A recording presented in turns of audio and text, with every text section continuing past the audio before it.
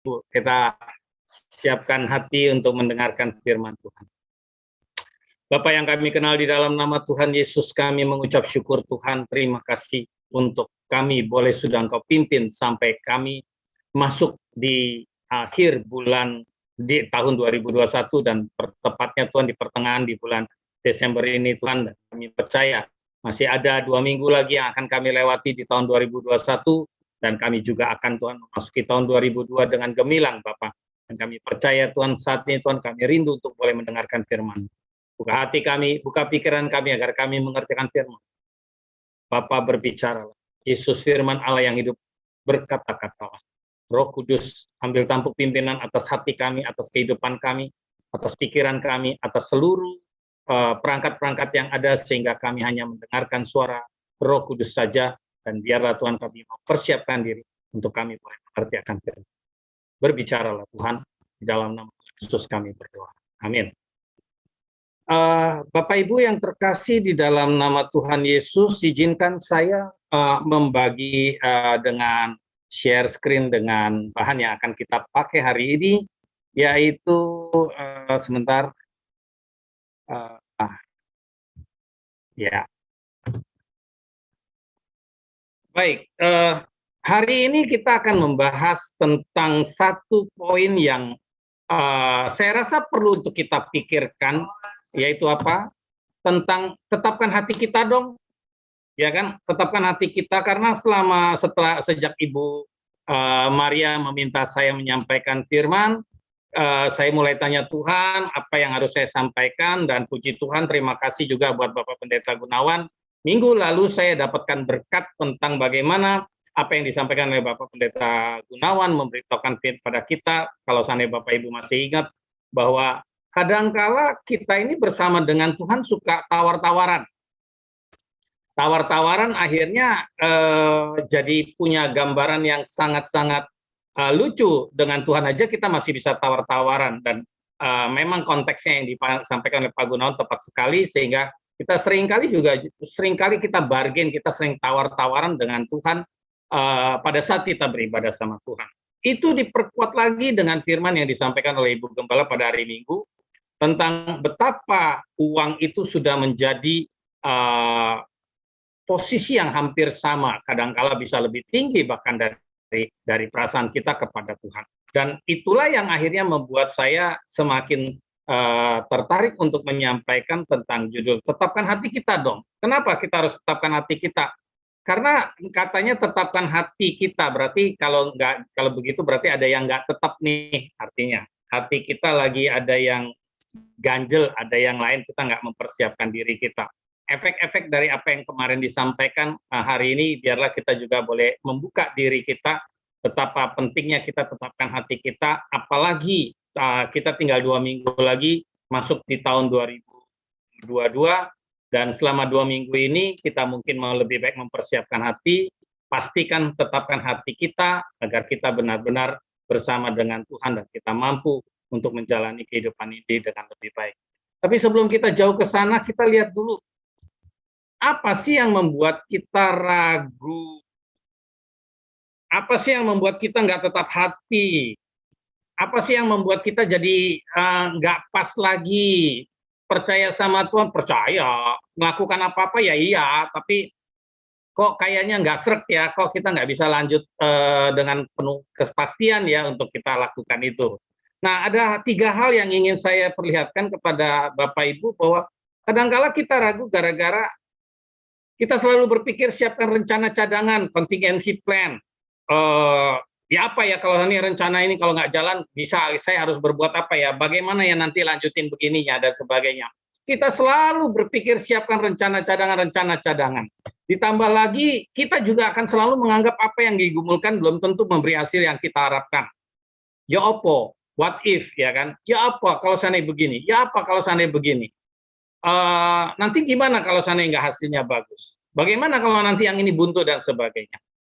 Kedua hal ini kalau seandainya kita bayangkan tidak salah. Karena apa? Selama pelajaran-pelajaran yang kita dapatkan di perkuliahan atau dimanapun kita dapatkan, kita memang diarahkan oleh Tuhan atau diarahkan oleh buku-buku yang kita dapat pelajari di dalam manajemen dan sebagainya, memang kita harus belajar mempersiapkan untuk punya rencana cadangan, belajar untuk memikirkan hal-hal yang buruk dengan mengharapkan kita bisa mendapatkan yang terbaik dari hal yang buruk itu, sehingga kita bisa melakukan evaluasi dan kita melakukan langkah-langkah selanjutnya. Jadi, apakah dua hal ini salah? Tidak salah. Saya katakan tidak salah, karena apa? Ini memang harus adalah bagian-bagian yang harus ada di dalam setiap kali kita mengambil keputusan. Dan oleh karena itu, yang membuat kita ragu ini sebenarnya bukan ini. Dua hal ini hanya sebagai landasan saja. Tetapi yang bikin kita jadi ragu biasanya karena ini. Goyah karena ada orang-orang yang memberi input yang bertentangan dengan yang kita imani. Kita sudah dapat firman Tuhan, kita sudah dapat peneguhan, kita sudah dapat ayat-ayat dari firman Tuhan. Lalu kemudian kita sudah dapat peneguhan dari pendoa-pendoa. Kita sudah dapatkan banyak hal untuk kita mau lancarkan ke depan. Tapi begitu kita mendapatkan ketemu orang-orang yang memberi input yang bertentangan, nggak mungkin lu hadapin kayak begini, mana bisa. Oh, kalau kayak begini caranya nggak bisa kayak begini, nggak bisa pakai iman doang. Nah, seringkali kata-kata itu akhirnya membuat kita goyah. Itu yang membuat kita ragu dan akhirnya kita nggak bisa menetapkan hati kita. Padahal Tuhan sudah kasih gambaran yang jelas tentang apa yang Tuhan ingin lakukan buat kita.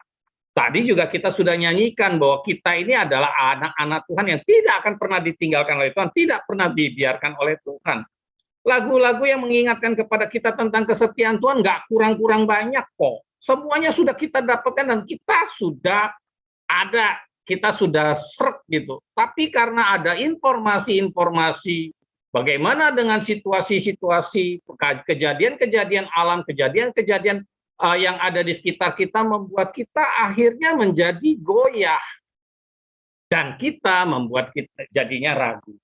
Nah, akibat ragu ini, maka kita harus tahu, kata Tuhan buat orang yang goyah, Yakobus 1 ayat 8 mengatakan, sebab orang yang mendua hati tidak akan tenang dalam hidupnya.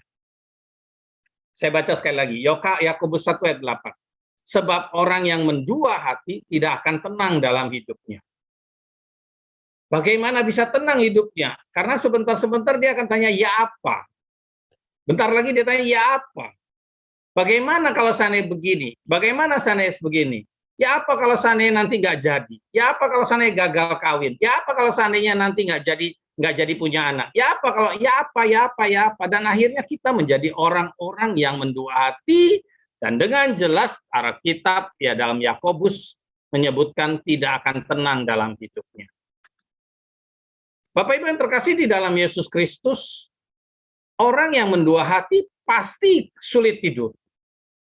Orang yang mendua hati nggak bisa melihat segala sesuatunya dengan easy going.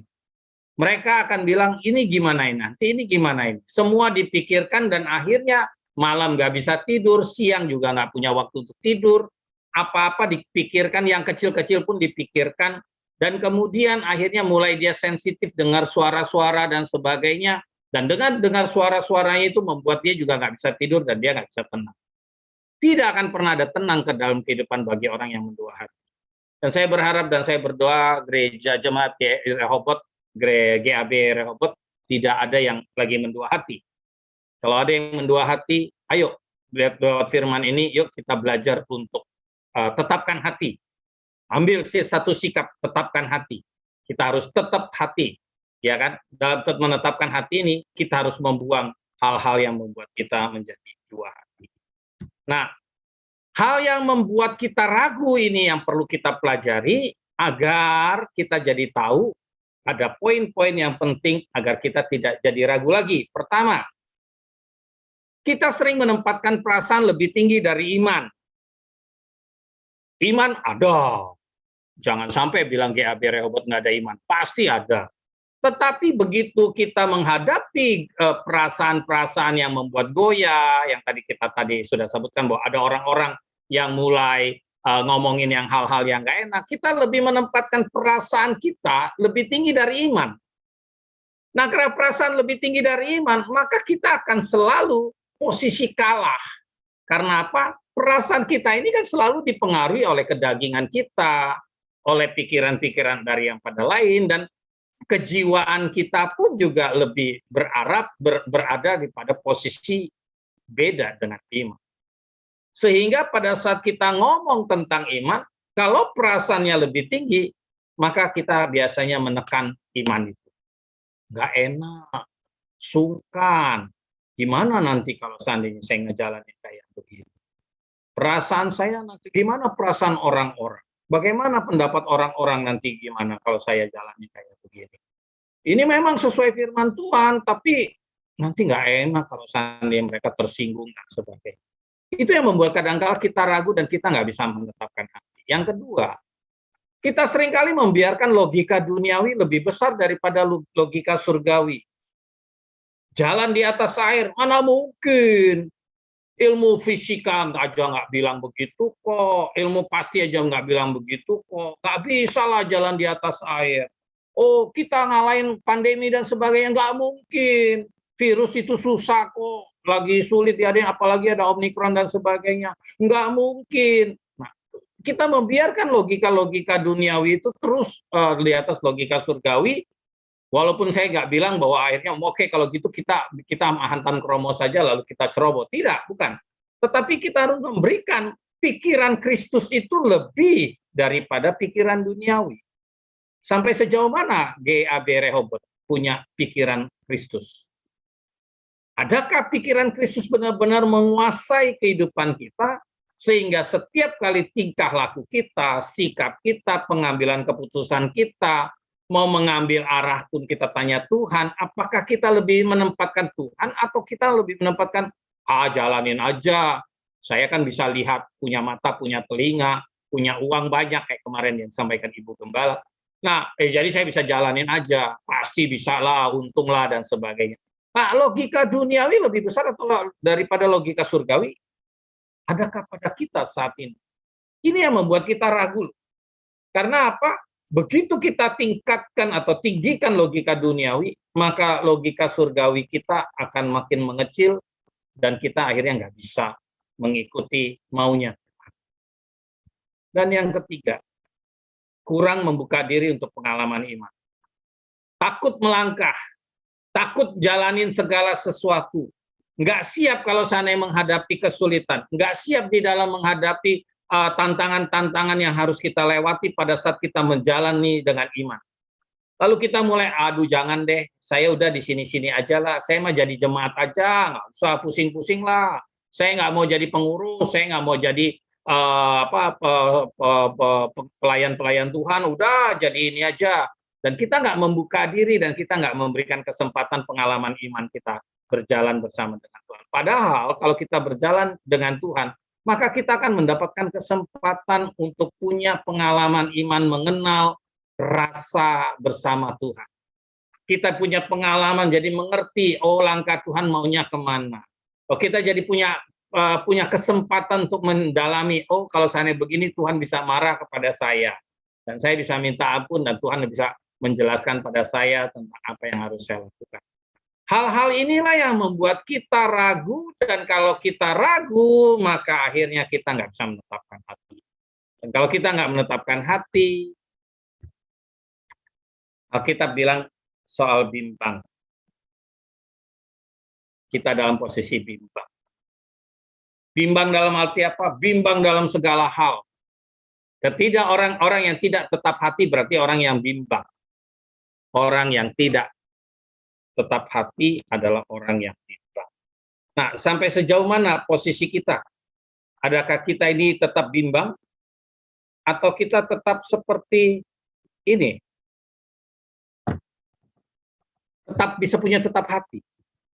Alkitab berkata, Yakobus 1 ayat 6 dan ayat 7. Mari kita baca sama-sama, karena ini adalah firman Tuhan. Masing-masing kita baca sama-sama. 2, 3. Hendaklah ia memintanya dalam iman, dan sama sekali jangan bimbang. Sebab orang yang bimbang sama dengan gelombang laut yang diombang-ambingkan kian kemari oleh angin. Orang yang demikian janganlah mengira bahwa ia akan menerima sesuatu dari Tuhan. Bapak Ibu yang terkasih di dalam Yesus Kristus, jelas di sini kita Alkitab katakan, dan sama sekali jangan bimbang. Saya sengaja kasih warna merah untuk mengingatkan pada kita. Pak, Kalau kita meminta Pak Tandra, semua, iya Pak. Mohon maaf, tampilan PowerPoint-nya masih di halaman 1, Pak, belum. Oh begitu ya? Iya. Waduh, sebentar Pak. Kok nggak bisa pindah ya? Saya minta maaf. Sebentar.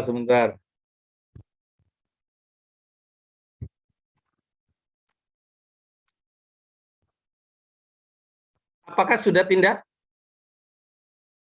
Bapak belum share screen, Pak, belum. Oh, sorry. Sebentar.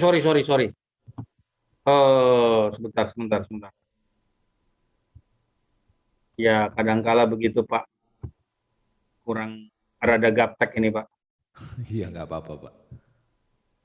Nah, kalau ini, Pak, sudah, Pak? Sudah tampil. Sudah tampil ya? Ini di halaman 5 ini. Tapi tampilannya masih masih yang belum slideshow, Pak. Jadi tampilan masih ada apa Iya, namanya? ini barusan saya pindahkan ke slideshow ini, Pak. Oh, oke, Pak. Jadi belum auto yang besar itu belum, Pak. Masih ada tampilan yang halaman selanjutnya 678 itu masih muncul di sebelah kiri, Pak. Oh. Tapi nggak apa-apa, ini sudah, kalau enggak ini dulu juga boleh, Pak. Yang ini muncul sekarang saya di tempat saya pakai yang share screen, masih nggak kelihatan, Pak? Sekarang sudah di halaman 5, kata Alkitab soal bimbang. Sudah muncul. Oh, berarti nggak connect lagi. Padahal saya, sebentar Pak. Terpaksa saya pakai yang begini ya. Kalau ini sekarang muncul nomor 2 ya Pak? Halaman 2 ya Pak? Iya, ini halaman 2, Pak. Oke. Sorry. Ini berarti terpaksa harus pakai begini nih. Saya kurang paham soalnya Pak. Iya, nggak apa-apa, Pak. Baik. Ya, oke. Secara ringkas saja kembali, mengapa kita ragu, selalu berpikir siapkan rencana cadangan atau contingency plan, menganggap apa yang digumulkan belum tentu memberi hasil yang kita harapkan, dan yang ketiga, goyah karena ada orang-orang yang memberi input yang bertentangan dengan yang kita imani. Kata Alkitab Yakobus 1 ayat 8 mengatakan sebab orang yang mendoaki tidak akan tenang dalam hidupnya. Ya. Nah, hal-hal yang membuat kita ragu tadi menempatkan perasaan lebih tinggi dari iman, membiarkan logika duniawi lebih tinggi daripada logika surgawi, dan kurang membuka diri. Nah, hari ini kita lihat dari tadi barusan kita baca sama-sama sekali lagi kata Alkitab soal bimbang. Yakobus 1 ayat 6, mari kita baca sama-sama. 2, 3. Hendaklah ia memintanya dalam iman dan sama sekali jangan bimbang. Sebab orang yang bimbang sama dengan gelombang laut yang diombang-ambingkan kian kemari oleh angin. Orang yang demikian janganlah mengira bahwa ia akan menerima sesuatu dari Tuhan. Bapak Ibu yang terkasih di dalam Yesus Kristus, Alkitab jelas mengatakan pada kita, jemaat Rehobot, tolong segala sesuatu harus memintanya dalam iman. Dan sama sekali jangan bimbang. Tadi saya sudah katakan bahwa saya sengaja pakai kata merah, sama sekali jangan bimbang. Begitu ada sedikit saja kita bimbang, apa yang kita minta, Tuhan nggak akan kasih. Ya kan? Ayat 1 ayat 7 mengatakan orang yang demikian janganlah mengira bahwa ia akan menerima sesuatu dari Tuhan. Tuhan mau ngasih, bukannya Tuhan nggak mau kasih. Yesus kita adalah Yesus yang memberi kok. Tetapi begitu ada kebimbangan sedikit saja, maka Tuhan nggak bisa ngasih. Tuhan tahu hati kita pada saat kita bimbang, dia akan melihat ini nggak bisa diberikan. Belum waktunya diberikan kepada jemaat Rehobot. Nah, oleh karena itu, pada saat kita meminta sesuatu, perlu kita menetapkan hati. Ya, aku mau ikut apa kata Tuhan. Ya, aku siap untuk ikut apa kata Tuhan. Dan aku mau memintanya dalam iman. Dan kalau saya meminta dalam iman, saya nggak boleh bimbang. Saya nggak mau bimbang. Saya bukan gelombang laut yang diombang-ambingkan. Tapi saya adalah anak Tuhan. Tadi kita sudah nyanyikan sekali lagi, saya ingatkan. Kita sudah diingatkan tentang tadi lagu pujian tadi. Bahwa Tuhan tidak pernah meninggalkan kita, Tuhan tidak pernah membiarkan kita, Dia setia, Dia selalu ada bersama dengan kita. Kita lanjutkan. Lalu cara mengatasinya bagaimana Pak, biar saya nggak bimbang? Ya, cara mengatasinya ya ini, Yakobus 1 ayat 5. Mari kita baca lagi sama-sama. 2, 3. Tetapi apabila di antara kamu ada yang kekurangan hikmat, hendaklah ia memintakannya kepada Allah yang memberikan kepada semua orang dengan murah hati dan dengan tidak membangkit-bangkit, maka hal itu akan diberikan kepadanya.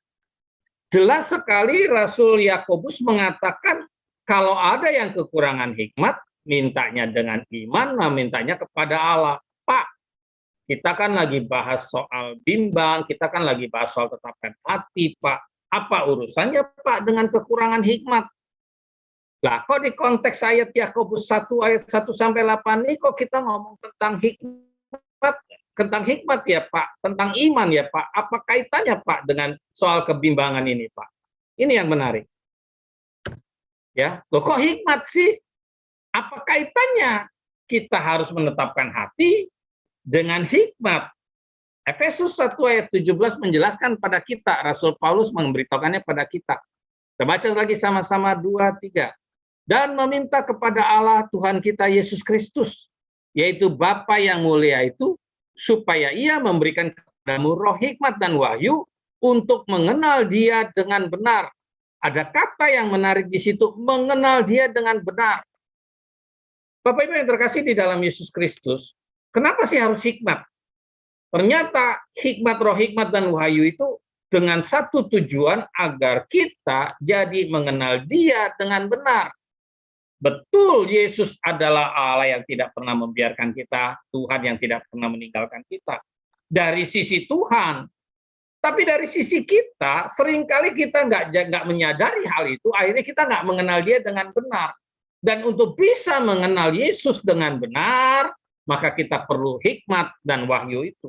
Dan untuk minta hikmat itu kita perlu minta sama Allah, kita minta sama Tuhan dengan iman.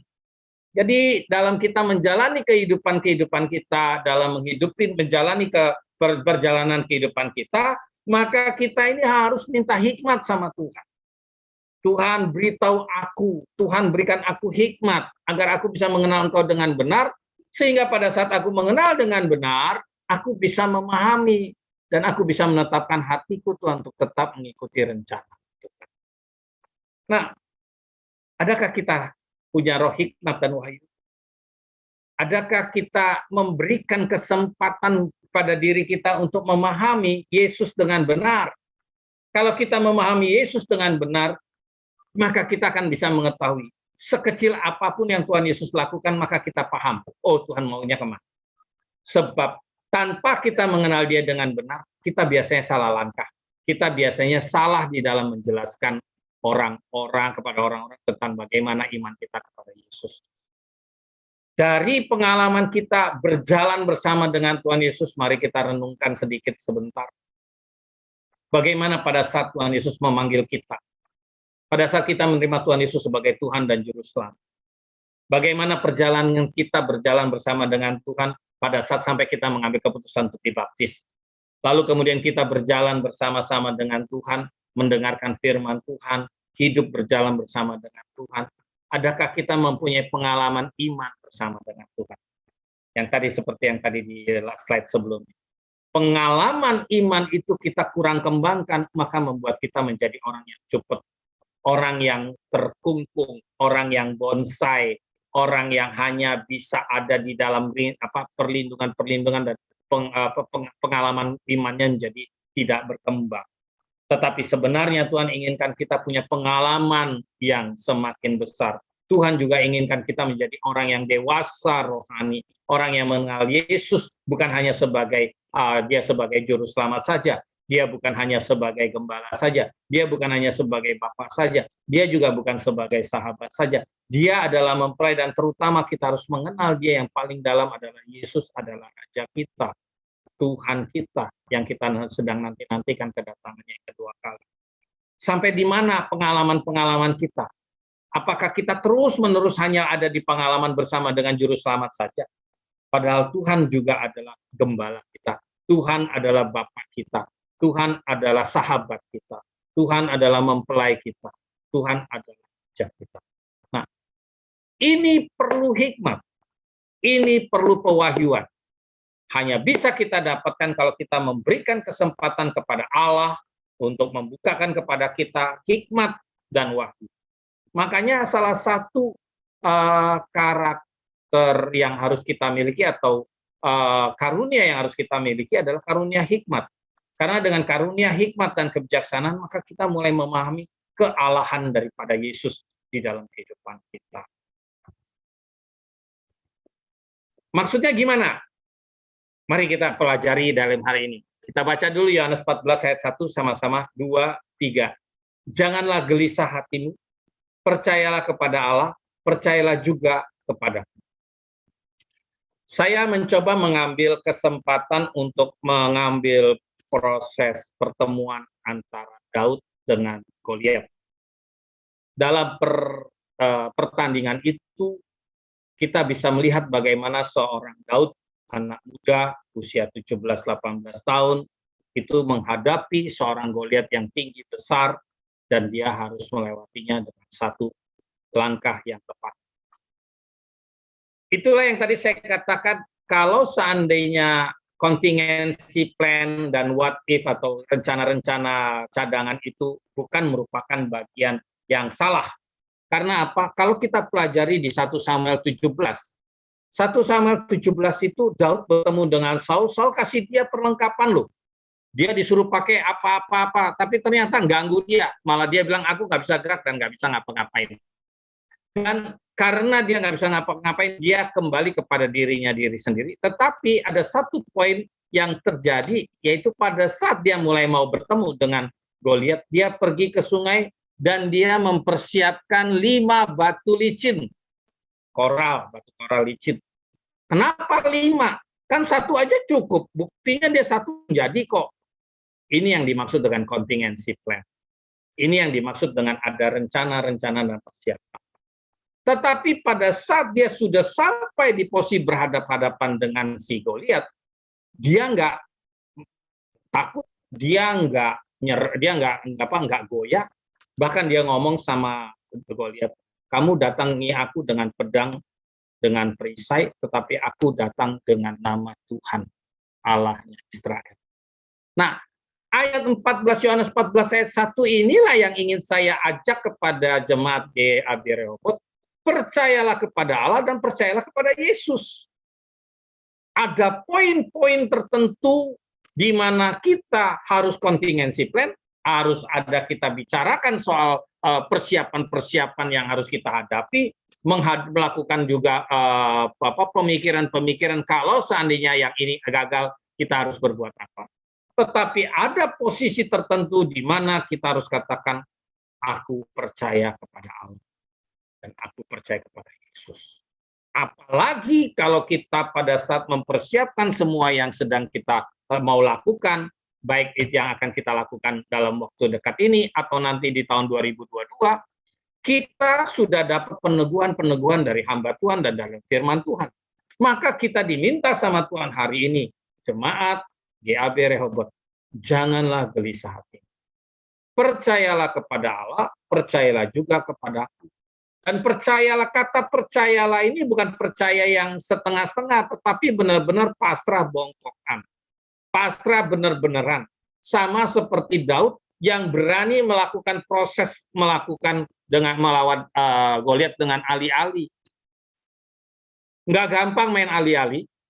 Dia perlu persiapan, dia perlu training, dia perlu melakukan proses latihan yang cukup mendalam sehingga dia bisa mengarahkan batu alih-alih itu kepada batu dengan yang hanya langsung bisa menuju kepada dahi daripada Goliat. Begitu juga dengan kita. Kita perlu persiapan, memang kita perlu training, kita perlu melakukan banyak hal. Tetapi pada saat sudah masuk ke dalam proses berperang, maka yang ada adalah aku percaya kepada Allah dan aku percaya kepada Yesus yang sudah memberikan kepadaku kesempatan untuk bisa melakukan perang ini dan berjalan bersama Tuhan untuk menyelesaikan proyek itu. Yang kedua, maksudnya gimana ini? Apa itu yang dimaksud dengan percaya kepada Allah? Yohanes 14 ayat 11 menyebutkan, mari kita baca sama-sama. Percayalah kepadaku bahwa aku di dalam Bapa dan Bapa di dalam aku. Atau setidak-tidaknya, perhatikan, atau setidak-tidaknya percayalah karena pekerjaan-pekerjaan itu sendiri. sengaja saya pakai gambar tentang kayak Tuhan Yesus lagi santai di kapal, agar Bapak Ibu ingat, kalau sampai kita nggak bisa mempercayai Yesus karena memang kita nggak bisa melihat Tuhan Yesus, dan kita juga masih meragu-ragu tentang Bapa di dalam Tuhan Yesus, tapi Tuhan Yesus sendiri loh yang ngomong, atau setidak-tidaknya percayalah karena pekerjaan-pekerjaan itu sendiri. Bukankah kita sudah diselamatkan oleh Tuhan Yesus? Kita sudah dipindahkan dari kematian kepada keselamatan. Bukankah pada saat kita terima Tuhan Yesus, kita sudah mendapatkan kepastian bahwa nama kita sudah ada di dalam surga? Bukankah selama kita hidup bersama dengan Tuhan, ada jalan-jalan yang Tuhan sudah tuntun pada kita, ada langkah-langkah yang sudah Tuhan berikan pada kita, ada cara-cara yang Tuhan sudah berikan, yang tidak masuk akal, yang tidak pernah kita bayangkan, tidak pernah kita pikirkan, tidak pernah kita dengar, tapi Tuhan kasih sama kita, dan itu membuat kita jadi semakin kuat di dalam Tuhan. Kalau kemarin-kemarin saja Tuhan sudah lakukan, masa sih di yang masa depan ini Tuhan juga nggak lakukan hal yang sama. Yang penting kita harus percaya pada Tuhan, kita sejalan dengan Tuhan, kita sejalan dengan rencana Tuhan, dan kita masuk ke dalam rencana agung Tuhan, di dalam kita menjalani kehidupan kita untuk mencapai tujuan-tujuan yang sudah Tuhan tentukan. Ada satu yang mengatakan, kalau kita sudah mengikuti rencana Tuhan, maka Tuhan yang akan menyediakan semuanya. When we are in the God's plan, God will provide everything. Tuhan akan siapkan semuanya. Tuhan akan siapkan providence-nya. Tuhan akan siapkan peralatan-peralatan yang kita butuhkan. Tinggal kita mau percaya atau tidak. Kalau kemarin-kemarin Tuhan sudah lakukan pada kita, maka percayalah, pekerjaan-pekerjaan itu sendiri sudah Tuhan lakukan, dan kita akan melihat bagaimana Tuhan juga akan menyelesaikan. Asal kita mau tetapkan hati. Asal kita mau tetapkan hati untuk percaya kepada Yesus sesungguhnya. Mari, sebagai firman terakhir, ambil keputusan. Yohanes 10 ayat 38. Kita baca sama-sama. Tetapi jikalau aku melakukannya dan kamu tidak mau percaya kepadaku, percayalah akan pekerjaan-pekerjaan itu, penegasan sekali lagi, supaya kamu boleh mengetahui dan mengerti bahwa Bapa di dalam aku dan aku di dalam Bapa. Saya sebagai hamba Tuhan tidak bisa memaksakan Bapak Ibu untuk terus, ayo percaya pada Tuhan Yesus, percaya pada Allah Bapa, percaya. Nggak bisa. Karena apa? Karena pengalaman iman Bapak Ibu yang akan membawa ke satu posisi tahapan baru, di mana Bapak Ibu akan melihat tentang bagaimana Yesus yang kau sembah, Allah yang kau puja di dalam Tuhan Yesus itu berkarya dalam kehidupan. Tetapi Tuhan Yesus memberikan penguatan melalui Yohanes 10 ayat 38. Percayalah akan pekerjaan-pekerjaan itu. Trust on God, trust on Jesus, trust on His word. Jadi kalau kita percaya bahwa Tuhan itu bekerja, percaya bahwa Allah akan terus bekerja bersama-sama dengan kita melewati tahun 2021, melewati tahun 2002, 2003, 2024, itu semua akan kita lewati dengan baik. Pasti kita bisa lewati. Pasti bisa kita lewati. Hampir 2 tahun kita melewati masa COVID, bisa tuh lewat. Yang awal-awalnya kita takut dan sebagainya, coba lihat sekarang di Surabaya. Ke mal-mal orang udah pada nggak takut. Orang udah nganggap itu sebagai suatu hal yang biasa. Nah, kenapa? Karena kita sudah akhirnya menjadi biasa. Begitu juga kalau kita berjalan bersama dengan Tuhan. Percaya kepada Allah, percaya kepada Yesus, paling tidak sebagai dasar untuk kita bisa menetapkan hati, ambil keputusan, yaitu apa? Percaya bahwa Allah masih bekerja dan Allah terus bekerja bersama-sama dengan kita. Jadi hari ini saya ingin mengajak Bapak Ibu untuk punya satu pengertian yang jelas, bahwa tetapkan hati kita untuk kita bersama-sama dengan Tuhan menjalani kehidupan ini. Nggak usah bingung, nggak usah goyah, orang lain mau ngomong apa, terserah. Yang penting kita sudah dapatkan dari Tuhan bahwa Tuhan menyertai aku, Tuhan memimpin aku. Sekarang saatnya buat aku menetapkan hati, aku mau membuka diriku untuk bisa menjalani pengalaman iman bersama dengan Tuhan, berjalan bersama dengan Roh Kudus dan aku bisa menghidupi kehidupan yang baik. Sebagai kesempatan terakhir untuk kita boleh mendengarkan firman Tuhan, saya ingin mengajak Bapak Ibu untuk menyanyikan sebuah lagu sambil kita merenungkan firman Tuhan. Engkau yang lebih tahu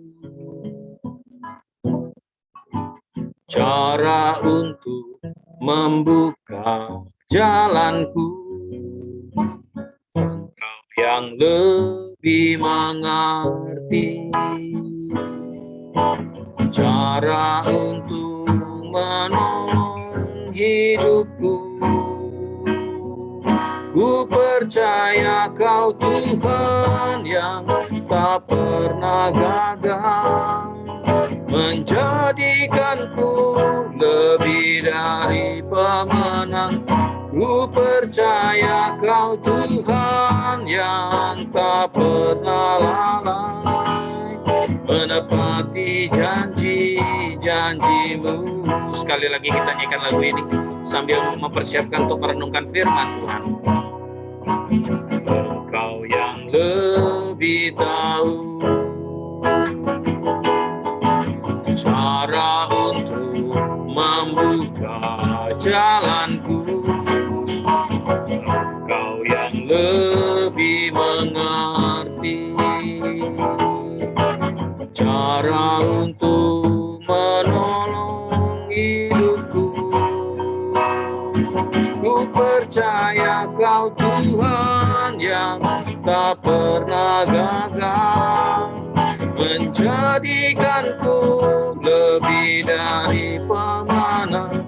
Ku percaya Kau Tuhan yang tak pernah lalai, menepati janji-janji-Mu. Mari kita ambil waktu untuk berdoa. Kita renungkan firman Tuhan. Kita persiapkan hati untuk mencoba bertanya kepada Tuhan. Adakah engkau saat ini sedang mendua hati?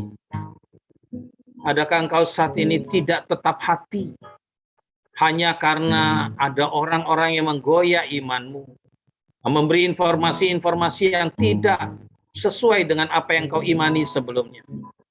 Bahkan mungkin kau sudah mulai lupa bahwa Tuhan itu tidak pernah meninggalkan engkau. Tuhan tidak pernah membiarkan engkau. Hari ini firman Tuhan mengingatkan pada kita, minta hikmat pada Tuhan. Untuk apa? Untuk kita mengenal Yesus lebih dalam, untuk kita mengenal Allah kita lebih dalam, sehingga pada saat kita mengenal Yesus lebih dalam dan mengenal Allah yang kita sembah dalam Yesus itu semakin dalam, dan dalam bimbingan Roh Kudus kita jadi memahami pengalaman iman berjalan bersama dengan Tuhan. Kalau pengalaman iman berjalan bersama Tuhan sudah kita miliki, maka orang lain mau ngomong apa kita tidak akan goyah. Karena apa? Karena kita ngalamin sendiri. Kita ngalamin kok apa yang Tuhan sudah berikan pada kita kok. Dan kalau kita sudah mengalaminya, maka kita akan semakin bersyukur, semakin percaya bahwa Tuhan kita adalah Tuhan yang luar biasa. Tuhan yang tidak pernah melupakan kita, Tuhan yang tidak akan membiarkan kita, dan Tuhan yang selalu menyertai kita. Mari kita belajar untuk mengingat akan pekerjaan-pekerjaan Tuhan. Bukankah kita sudah melewati masa-masa yang sulit dalam kehidupan kita masa lalu? Kalau Tuhan sudah berikan kepada kita jawaban-jawaban atas doa kita, masa sih Tuhan nggak akan berikan itu pada kita untuk yang akan datang? Percayalah pekerjaan-pekerjaan yang kemarin sudah Tuhan lakukan. Dan kalau Tuhan sudah mengerjakannya untuk kita dari awal, Tuhan akan pasti menyelesaikannya untuk kita. Mari kita berdoa. Bapa, di dalam nama Tuhan Yesus, kami menyerahkan kehidupan kami, Tuhan. Sekiranya firman hari ini Tuhan menegur, menemplak kami. Dalam nama Tuhan Yesus, laku hamba Tuhan, saya mau mengajak Bapak Ibu, yuk bertobat. Minta ampun kepada Tuhan. Ambil waktu untuk tetapkan hati untuk hanya bersandar kepada Tuhan. Mari Bapak Ibu, silahkan berdoa pribadi lepas pribadi di tempat masing-masing. Biarlah Bapak Ibu boleh melihat Tuhan kita tidak melupakan kita. Percaya Tuhan mampu membantu kita melewati masa tahun 2021, dan kita punya cara yang gemilang. Allah punya cara yang baik untuk kita bisa menyelesaikan permasalahan-permasalahan kita. Bahkan kita akan diberikan jalan keluar untuk di tahun 2022, asal kita mau melangkah dengan iman. Bukankah sudah kita dapatkan banyak firman Tuhan melalui hamba-hamba Tuhan, peneguhan melalui pendoa-pendoa di dalam kehidupan. Mari Bapak Ibu berdoa pribadi lepas pribadi. Terima kasih Tuhan, terima kasih. Kami menyerahkan semuanya ke dalam tangan-Mu Tuhan. Engkau yang menjawab mereka satu persatu Tuhan. Hamba percaya Tuhan, Engkau sudah memenuhi kehidupan mereka satu persatu dengan kesempatan berjalan bersama dengan Tuhan. Di dalam nama Allah Bapa, Allah Sang Putra, dan Allah Roh Kudus, yaitu di dalam nama Tuhan Yesus, hamba mohonkan Bapak, berikan kesempatan kepada jemaat GAB Rehoboth Tuhan untuk punya pengalaman iman berjalan bersama dengan Engkau, sehingga mereka boleh menjadi dewasa di dalam Engkau dan semakin dewasa memahami setiap gerak-gerik langkah perjalanan di dalam kehidupannya, dan akhirnya menyadari bahwa Engkau benar-benar menuntun kehidupan mereka. Berkati Ibu Gembala Tuhan, untuk boleh terus semakin memuliakan nama-Mu, juga seluruh keluarga besarnya Engkau pimpin Tuhan, boleh tutup bungkus dengan darah-Mu Yesus. Apa yang mereka kerjakan Engkau buat berhasil, dan nama-Mu dipermuliakan. Terima kasih Tuhan, terima kasih. Dalam nama Tuhan Yesus kami berdoa. Amin.